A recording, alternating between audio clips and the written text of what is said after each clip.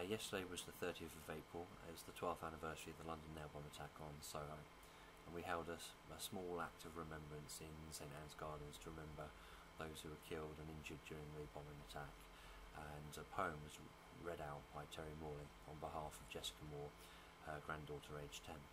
It's called What Happened in Soho, and I'll read it for you now.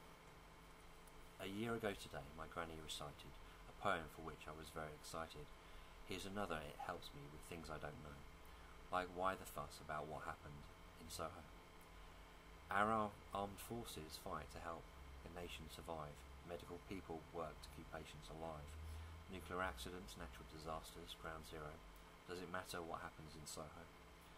Innocents get killed when drunk drivers speed.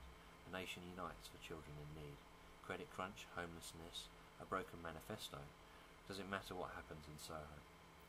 Gun crime, knife crime, corporate crime, terrorism, suicide bombers, all signs of the time. Cyberspace bullying, fraud on computers.com. Does it matter what happens in Soho? In faraway places, babies still die of malaria bitten by the mosquito fly, for want of a net costing £3 or so. Do they care what happens in Soho? Freedom of speech, another WikiLeaks. Private lies, public images, hot news this week. Super rich, super injunctions to protect an ego. Do they care about people in Soho? My great-granddad Alfie was a prisoner of war, still lives with the nightmares of Singapore. On that infamous railway, my own hero, he's not judgmental about Soho. The horrors he went through, how can he forgive? Yet his message to me is live and let live. 3 years in hell, left with scars he can't show. He's not shocked about what happens in Soho. It has been suggested memorials create divisions, fuel anger and stir up more hate. But these 3 cherry trees standing all in a row are symbols of love for those killed in Soho. So what, may you ask, am I talking about? What seems so unfair that it's made me want to shout? It's 2011.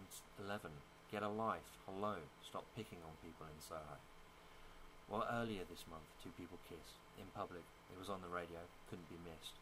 A forced marriage, underage bride, an innocent. Oh no. Just 2 guys sharing a kiss in Soho. And just to bring this up, right up to date, how come it's okay for William and Kate to kiss in broad daylight, to put on a show, when it's so frowned upon in Soho? And yes, it's the boyfriend-girlfriend thing. Couples must be mixed to wear a wedding ring. So don't rock the boat, maintain the status quo, and keep a stiff upper lip when in Soho.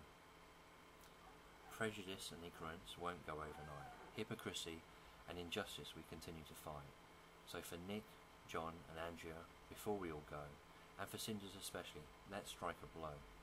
Big kisses all round and be proud, and although this won't make the papers so no one will know, that faith, hope and love continue to grow in this garden, in this churchyard, and yes, that's what matters in Soho.